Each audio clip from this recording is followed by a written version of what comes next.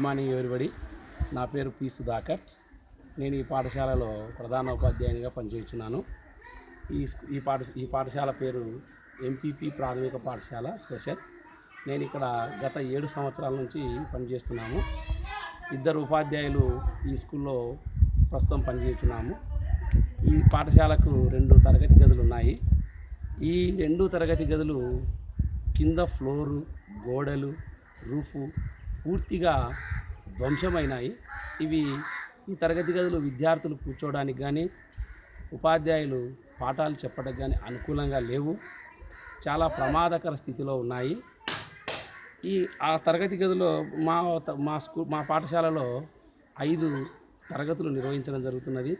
1వ తరగతి నుంచి 5వ తరగతి వరకు 65 మంది విద్యార్థులు ఇక్కడ విద్యను అభ్యసిస్తున్నారు.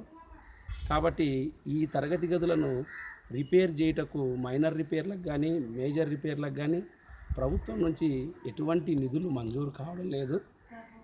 అంతేకాకుండా మా పాఠశాలకు ప్రహరీ గోడ, కాంపౌండ్ వాల్ లేకపోవడం వల్ల మధ్యాహ్నం భోజనం నిర్వహిస్తున్నప్పుడు వీధి కుక్కలు విద్యార్థులను కరవడం జరుగుతున్నది.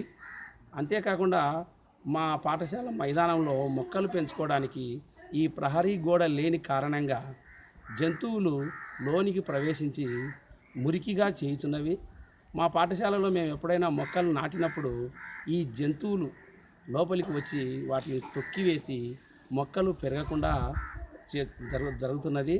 కావున ఈ కాంపౌండ్ వాల్ నిర్మాణం జరిగితే పాఠశాలలో మొక్కలు నాటి మంచి పచ్చదనాన్ని అభివృద్ధి చేస్తామని మేము అనుకుంటున్నాము. అంతేకాకుండా ఈ తరగతి గదులకు చాలా రోజుల నుంచి రంగులు వేయలేదు. తరగతి గదులు ఆకర్షణీయంగా లేవు. తరగతి గదులకు రంగులు వేస్తే ఆకర్షణీయంగా ఉండి విద్యార్థులు విద్యను అభ్యసించుటకు బాగుంటుందని మేము అనుకుంటున్నాము.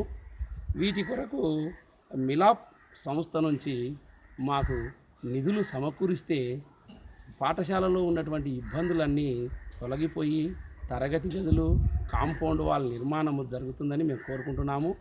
ఈ మిలాప్ సంస్థ ద్వారా మాకు నిధులు ఇవ్వడానికి మీరు ముందుకొచ్చినందుకు మీకు ధన్యవాదాలు తెలియజేస్తున్నాము.